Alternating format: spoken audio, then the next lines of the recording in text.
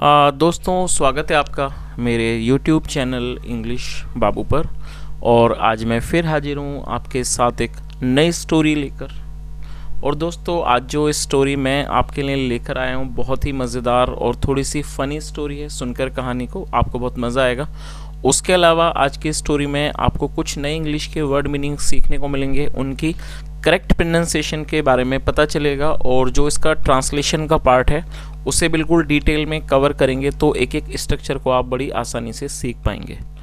तो चलिए दोस्तों, आज की इस कहानी को हम शुरू करते हैं। सबसे पहले कहानी का टाइटल देखते हैं। कहानी का टाइटल है Akbar and Birbal's visit to Iran. क्या मतलब हुआ दोस्तों? यहाँ बीरबल के बाद एपिस्ट्रोफी एस है, जिसका मतलब होता है का, की, का। काकी के जब हम किसी नाम या व्यक्ति के साथ कुछ जोड़ना चाहते हैं तो एपिस्ट्रोफी एस का प्रयोग किया जाता है। और विजिट का मतलब होता है दौरा। तो क्या अर्थ हुआ? Akbar and Birbal's visit to Iran, मतलब कि अकबर और बीरबल का ईरान का दौरा। तो दोस्तों, ये आज की इस कहानी का टाइटल है, शीर्षक है। अब मैं इसे पढ़ना शुरू करता हूँ। आप लोगों से रिक्वेस्ट है कहानी को पूरे ध्यान से सुने, और यदि आपको आज की कहानी में कोई भी नया वर्ड मिले तो आप उसे नोट ज़रूर करें। उसके अलावा यदि कहानी अच्छी लगे तो आप इसे लाइक भी ज़रूर करें। तो चलिए इसको शुरू करते हैं। The king of Iran was all praises for Birbal. क्या मतलब हुआ? जो राजा थे ईरान के, वो बहुत ज़्यादा बीरबल की प्रशंसा करते थे। ही सैड टू अकबर, उन्होंने अकबर से कहा। और दोस्तों, ये जो वाक्य है ये पास्ट का अफर्मेटिव वाक्य है, जहाँ सेकंड फॉर्म का यूज़ किया गया है। ही सैड टू अकबर, उन्होंने अकबर से कहा, माई फ्रेंड, मेरे दोस्त, I am very much impressed by the intelligence of your favourite minister. Impressed का मतलब होता है प्रभावित होना। तो क्या उन्होंने क्या कहा कि मेरे दोस्त, I am very much impressed, मैं बहुत ज़्यादा प्रभावित हूँ।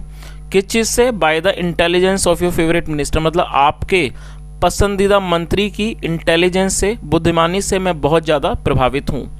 ही डिज़र्व्स, डिज़र्व, और दोस्तों ये जो वाक्य है ये प्रेजेंट इंडेफिनिट का अफर्मेटिव वाक्य है, जहाँ यदि ही, शी या फिर सिंगुलर नाउन सब्जेक्ट होगा तो हमें फिफ्थ फॉर्म का यूज़ करना होता है। डिज़र्व का मतलब होता है किसी चीज़ के योग्य होना, और ये फिफ्थ फॉर्म है he deserves.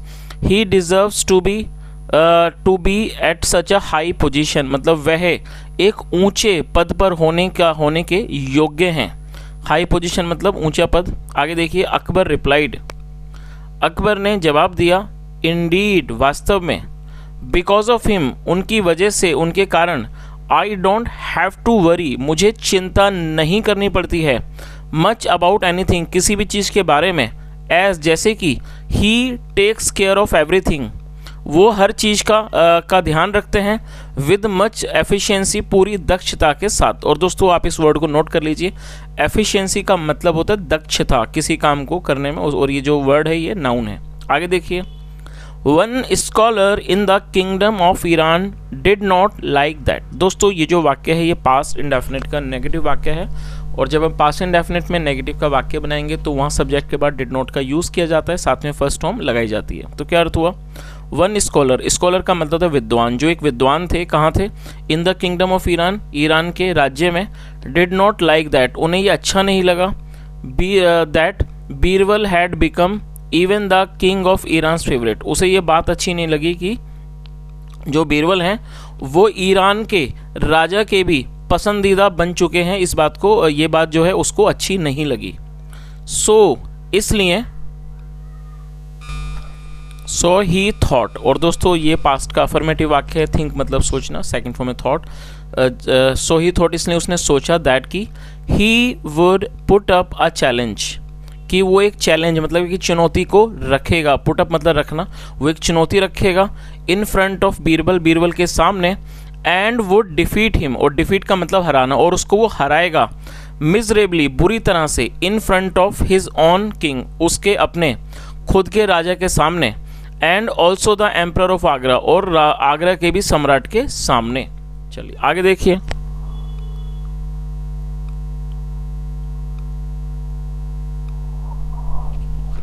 He called out to Birbal and said loudly so that he might be audible to everyone in the court. दोस्तों, ऑडिबल एडजेक्टिव है जिसका मतलब होता है इतना ऊंचा स्वर की जो कि सुनने के योग्य हो, उसे ऑडिबल कहा जाता है। तो क्या अर्थ हुआ, he called out to Birbal, call out मतलब पुकारना, सिनोनिम कॉल्ड आउट, उसने बीरबल को पुकारा, एंड सेड लाउडली, और उसने जोर से कहा, ताकि ही माइट बी ऑडिबल, ताकि वो मतलब कि उसे हर कोई सुन सके, ऑडिबल टू एवरीवन, ताकि हर कोई उसको सुन सके, इन द कोर्ट, दरबार में। अब देखिए उसने क्या कहा, Birbal you are so proud of yourself. Proud of का मतलब होता है किसी चीज़ पे गर्व होना। So Birbal you are so proud of yourself मतलब आपको अपने ऊपर बहुत ज़्यादा गर्व है, एंड योर इंटेलिजेंस, और अपनी बुद्धिमानी पर। Why don't you take up a challenge, आप एक चुनौती क्यों नहीं लेते, और टेकअप का मतलब किसी को स्वीकार करना। Why don't you take up a challenge, आप एक चुनौती क्यों स्वीकार नहीं करते, थ्रोन बाय मी, जो कि मेरे द्वारा दी जाती है, एंड प्रूव मतलब साबित करना, और साबित करते हो योर एफिशिएंसी, अपनी दक्षता को। तो उसने क्या कहा कि आप जो है अपने ऊपर इतना घमंड करते हो, इतना गर्व करते हो अपने ऊपर और अपनी बुद्धिमानी पर, तो आप कोई चैलेंज क्यों नहीं लेते, इस तरह का कोई भी चैलेंज या कह सकते हैं चुनौती जो कि मेरे द्वारा आपको दी जाती है, इस चीज़ को साबित करने के लिए, अपनी एफिशिएंसी को, अपनी दक्षता को साबित करने के लिए। टेल मी, मुझे बताओ, whether you will answer 100 easy questions, क्या मुझे बताओ क्या आप 100 आसान सवालों को का जवाब दोगे, या और मतलब या 1 डिफिकल्ट क्वेश्चन, या फिर एक कठिन जवाब का। चलिए आगे देखिए। बीरबल कॉन्फिडेंटली रिप्लाइड, कॉन्फिडेंटली का मतलब होता है आत्मविश्वास से, और दोस्तों ये जो वर्ड है कॉन्फिडेंटली, ये एडवर्ब है। एडवर्ब का मतलब होता है ऐसा शब्द जो किसी वर्ब की विशेषता का वर्णन करता है, और ज़्यादातर जो वर्ड ly पे ख़त्म होते हैं वो एडवर्ब कहलाते हैं। तो बीरबल कॉन्फिडेंटली रिप्लाइड, रिप्लाई मतलब जवाब देना। बीरबल ने आत्मविश्वास के साथ जवाब दिया, आस्क मी 1 डिफिकल्ट क्वेश्चन, और उन्होंने क्या कहा कि आस्क मी, आस्क मतलब पूछना, आस्क मी 1 डिफिकल्ट क्वेश्चन मतलब मुझसे एक कठिन सवाल पूछो। चलिए आगे देखिए।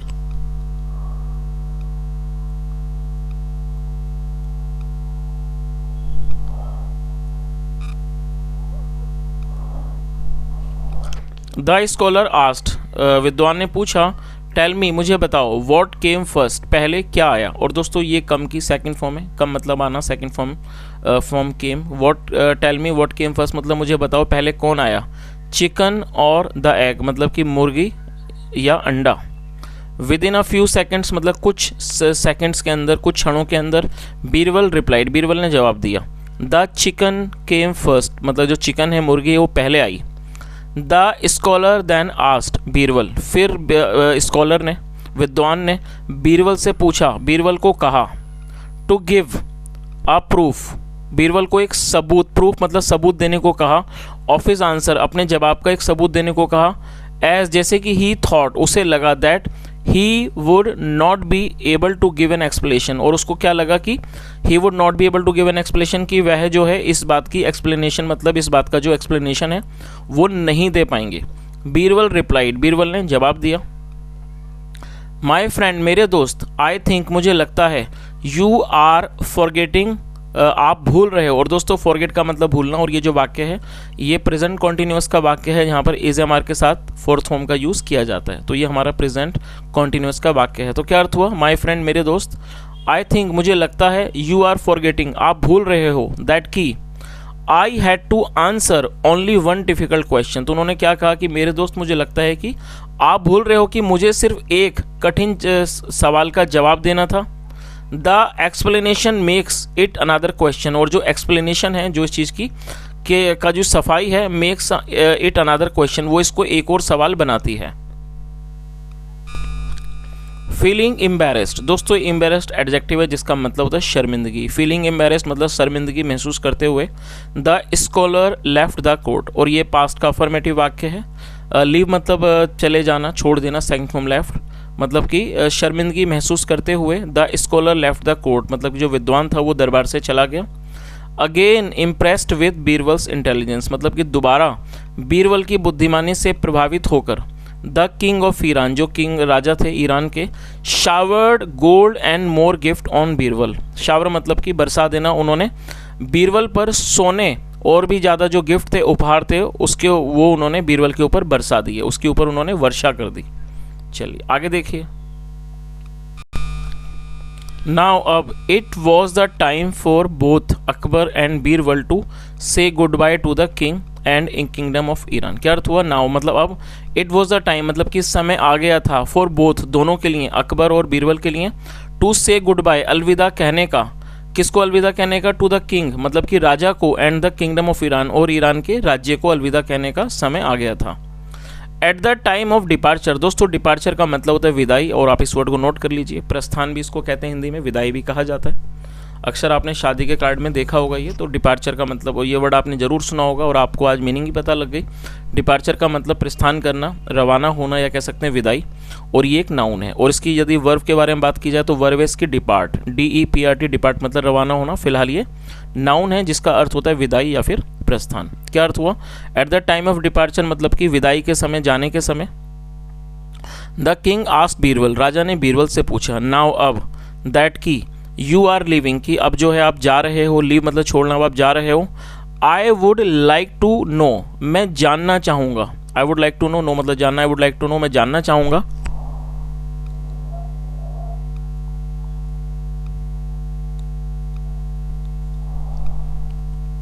How you would compare me, compare मतलब तुलना, how you would compare me, आप मेरी तुलना कैसे करोगे, and your very own emperor Akbar, और अपने खुद के सम्राट अकबर की तुलना कैसे करोगे।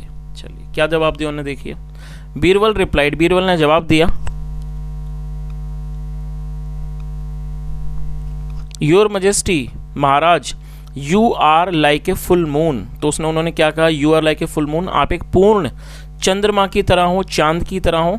बट लेकिन the emperor is like a crescent shaped quarter moon. दोस्तों क्रेसेंट शेप्ड क्वार्टर मून का मतलब होता है अर्ध चंद्रमा, मतलब कि आधा चांद। तो उन्होंने क्या क्या कि लेकिन जो सम्राट है वो एक अर्ध चंद्रमा है, मतलब आधे चांद की तरह है।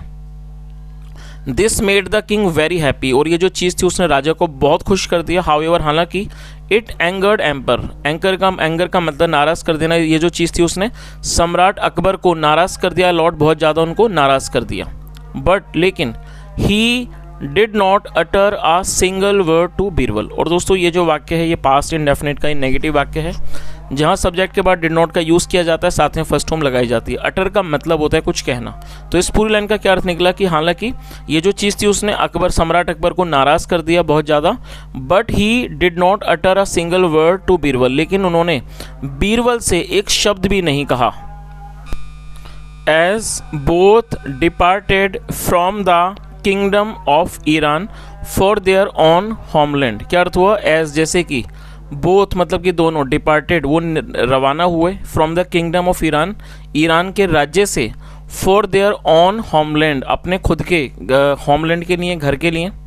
Akbar expressed his disappointment. दोस्तों एक्सप्रेस का मतलब होता है व्यक्त करना, और ये सेकंड फॉर्म है, और ये भी पास्ट इंडेफिनिट का अफर्मेटिव वाक्य है। अकबर एक्सप्रेस्ड हिज डिसअपॉइंटमेंट, और दोस्तों डिसअपॉइंटमेंट एक नाउन है जिसका अर्थ होता है निराशा। जो अकबर थे उन्होंने अपनी निराशा व्यक्त की। तो इस पूरी लाइन का क्या अर्थ हुआ? मतलब जैसे ही मतलब कि दोनों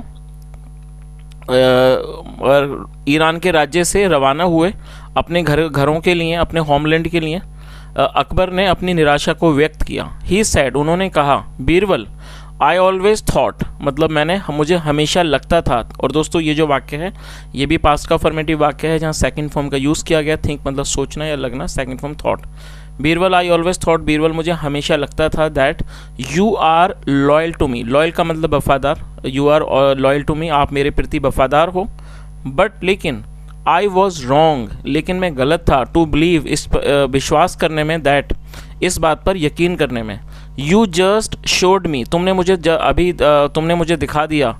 एज यू इंसल्टेड मी, जैसे कि आपने मेरा अपमान किया। सेकंड, ये इंसल्ट मतलब अपमान करना, सेकंड फॉर्म इंसल्टेड, जैसे कि आपने मेरा अपमान किया। विद योर आंसर, अपने जवाब से, in front of the king of Iran, Iran के राजा के सामने। चलिए आगे देखिए उन्होंने क्या जवाब दिया।